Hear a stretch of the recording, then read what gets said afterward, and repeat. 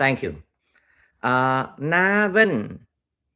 ប្រសិនបើដូចសម្ដីមេតបសៀមថានឹងកំតិចរចនាសម្ព័ន្ធតបខ្មែរបានពិតមែនតើអនាគតខ្មែរទៅជាបែបណាអត់ទេមេតបថៃវានិយាយថាជាការចាំបាច់ដែលត្រូវតែវាយបំបាក់ជើងតបហ៊ុនសែនកុំឲ្យបើហើនមកធ្វើបាបកូនចៅវាមានន័យថានៅក្នុងន័យសង្គ្រាមមានន័យថាសៀមប៉ុនប៉ងប្រើកម្លាំងដើម្បីបំផ្លាញកម្លាំងប្រសិទ្ធភាពរបស់កងទ័ពហ៊ុនសែនតើកម្លាំងប្រសិទ្ធភាពរបស់កងទ័ពហ៊ុនសែនគឺអ្វីគឺ BHQ ណាចុះសពាវុធដែលជាអំណាចរបស់ទ័ពហ៊ុនសែនគឺអ្វី BM21 និងស្អីដទៃទៀតណាពាក្យថាវាយបំបាក់ជើងគឺត្រូវបំផ្លាញចោលឲ្យបានច្រើនជាទីបំផុតនៅកម្លាំង BHQ វាយឲ្យវិនិច្ឆ័យបានច្រើនជាទីបំផុតនៃកម្លាំង BHQ នឹងវាយឲ្យខ្ទេចខ្ទីជាច្រើនជាទីបំផុតនៅ BM21 បូកនឹង MR 70 90B អីហ្នឹងណាបាទ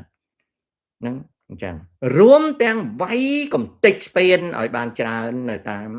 ភាគខាងលិចនៃប្រទេសកម្ពុជាឲ្យខូចខាតហេដ្ឋារចនាសម្ព័ន្ធតែប៉ុណ្្នឹងទេអាហ្នឹងហើយគេហៅវាយបំបាក់ជើងវាមិនមែនកងទ័ពកម្ពុជាលាយទេកងទ័ពកម្ពុជានៅដែរគ្រាន់តែលែងមានប្រសិទ្ធភាពក្នុងការវាយផ្លោងចូលសៀមដូចមុន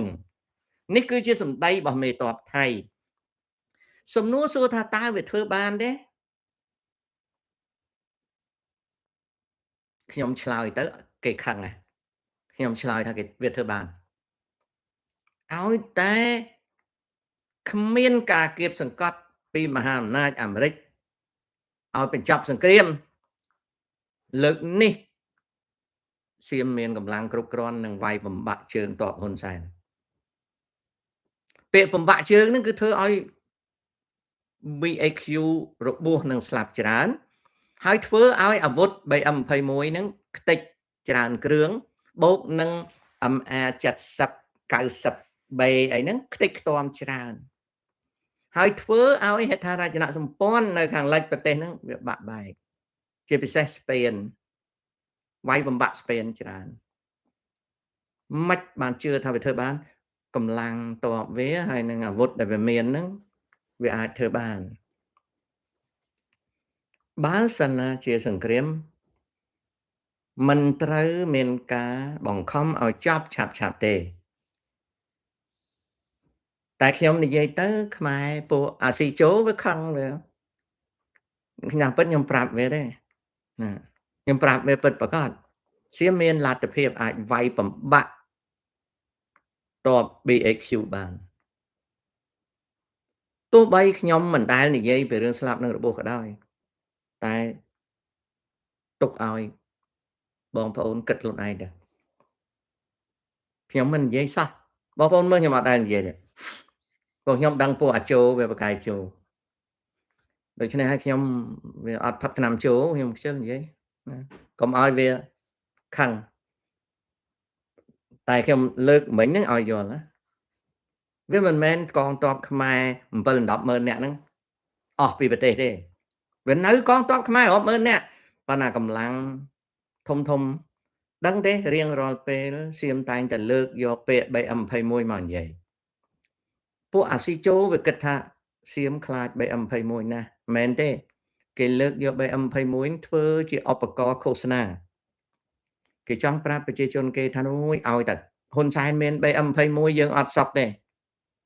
គេឃោសនាឲ្យប្រជាជនគេឃោសនាឲ្យបរទេសជឿថាតបហ៊ុនសែនមាន BM21 នឹងខ្លាំងណាស់ហើយគេចង់ឲ្យប្រជាជនគេនឹងភ័យខ្លាច BM21 គេឲ្យប្រជាជនគេនៅ7ខែតាមបណ្ដោយព្រំដែនហ្នឹងគឺលឺសូរគេហៅ BM20 អ៊ិតហ្នឹងគឺ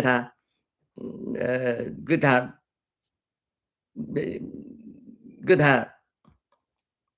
អីgì នឹង BM អីគេហ្នឹងគេហៅហ្នឹងគឺថាឲ្យប្រជាជនគេហ្នឹងនៅក្នុងខួរក្បាលហ្នឹងគឺឮសូរ BM ហ្នឹងខ្លាចឲ្យប្រជាជនគេ7ខេត្តហ្នឹងខ្លាចហើយឲ្យប្រទេសដទៃៗឮសូរទៅអូយសៀមខ្លាចតបហ៊ុនសែន BM21 ដល់ពេលគេតម្រង់ឲ្យមជ្ឈដ្ឋានអន្តរជាតិយល់ឃើញថាគេរស់នៅក្នុងការភ័យខ្លាចគេរស់នៅដោយភ័យខ្លាចហើយប្រជាជនសៀមហ្នឹងគឺវាភ័យខ្លាចហើយ media សៀមហ្នឹងគឺនិយាយថាអូយអា BM21 ហ្នឹងធ្វើបាបវាណានៅពេលហ្នឹងខ្មែរក៏ស៊ីចូលព្រោះខ្មែរចូលស្រាប់ហើយចូលហ៊ុនសែនក៏ចូលថាអញខ្លាំងនៅពេលដែលគេធ្វើ projection ថាគេខ្លាចបានគេនឹងប្រើកម្លាំងរំសេវឲ្យខ្លាំងដើម្បីវាយបំបាក់អា BM21 ហ្នឹងនៅពេលអបមាថាឥឡូវហ្នឹងគេបាញ់កាស៊ីណូមួយគេថាអាហ្នឹងជំរក BM21 ក្តាំងខ្ទេចគេបាញ់សំណង់មួយទៀតក្តាំង BM21 ខ្ទេចគេបាញ់ស្ពានក្តាំងគេថាអត់ឲ្យ BM21 មានភ័ព្វភារ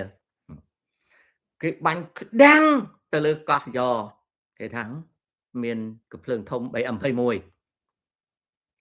មានន័យថាឲ្យតែគេដាក់អាក្របធំទៅគេថាអាហ្នឹង BM21 ដល់អញ្ចឹងទៅបងទេសជាតិខាងអត់មានណាថ្កោលទោសគេទេមជ្ឈដ្ឋានអន្តរជាតិអត់មានណាថ្កោលទោសគេទេព្រោះ BM21 ហ៎ហើយជាប្រជាជនគេវាយទៅ BM21 គួរឲ្យខ្លាចណាវាយទៅអញ្ចឹងគេវាយតាមចិត្តស្ដាប់តន់ទេឥឡូវសួរសិនស្ដាប់តន់ចំណុចរបៀបឃោសនាទេត្រូវហើយគេបង្កើតត្រាត់គេបង្កើតគ្រោះថ្នាក់ហើយគេផ្សព្វផ្សាយគ្រោះថ្នាក់ឲ្យប្រជាជនគេជឿថាអា BM21 របស់ហ៊ុនសែននឹងសាហាវណាស់ហើយចង់ឲ្យពិភពលោកទាំងមូលនឹងថាសៀមវាខ្លាច BM21 ទើបវាវាយឲ្យចុយម្លាយ BM21 ហ្នឹងនៅពេលវាយខ្លាំងមែនតើតម្លាក់ក៏វាយខ្លាំងមែនតើបាញ់ខ្លាំងមែនតើអត់មានបរទេសណាថ្កោលទោសវាទេល្បិចវាទេបានជានៅក្នុងប្រព័ន្ធមេឌៀថៃហើយខ្មែរដែលចូលនឹងជួយផ្លុំទៀតយប់មិញសៀមមកថតរូបសើចឥឡូវទៅវិញធ្វើជីអស់ BM21 ពាក្យដែលនៅក្នុង social media ហ្នឹងคล้ายទៅជាភាពស៊ីជោមួយដែលបរទេសណាដែលគេឃើញគេជឿថាខ្មែរមាន BM21 ហ្នឹងគឺឪម៉ាណាហើយសៀមវាថាហ៊ុនសែនមាន BM21 បើនិយាយពីឡានវិញអាចមានដល់1000ឡាននៅក្នុងពាក្យសម្ដីរបស់វាជាផ្លូវការវាអត់និយាយប៉ុន្តែវាឲ្យ social media និយាយអូយ BM21 ខាងហ៊ុនសែនណា BAQ មាន BM21 ពី500គ្រឿងទៅ1000ណាខ្មែរលឺសូរអញ្ចឹងខ្មែររត់ចូលទៀតណា BM21 យើងមាន BM21 ដែលខ្មែរយើងថាអូយើងដាក់វាមកកញ្ឆែង2កញ្ឆែង3កញ្ឆែងដាក់វាធ្វើជីដល់ពេលអញ្ចឹងទៅ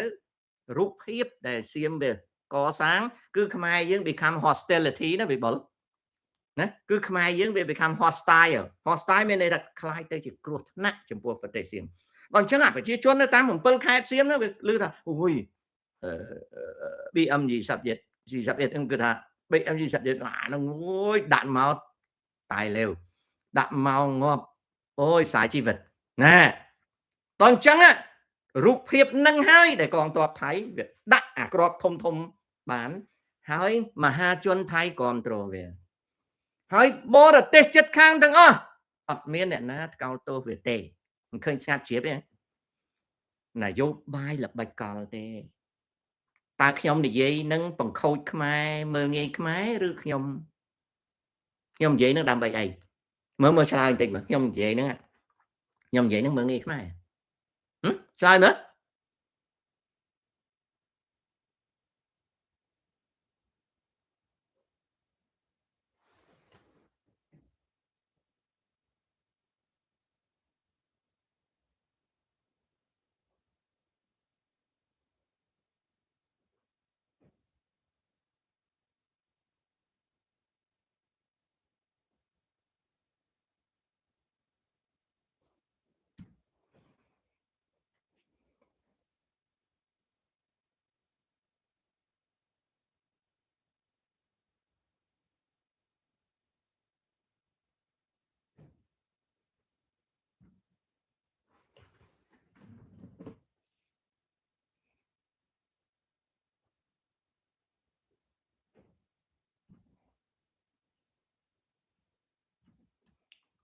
មានព័ត៌មានថ្មីមួយ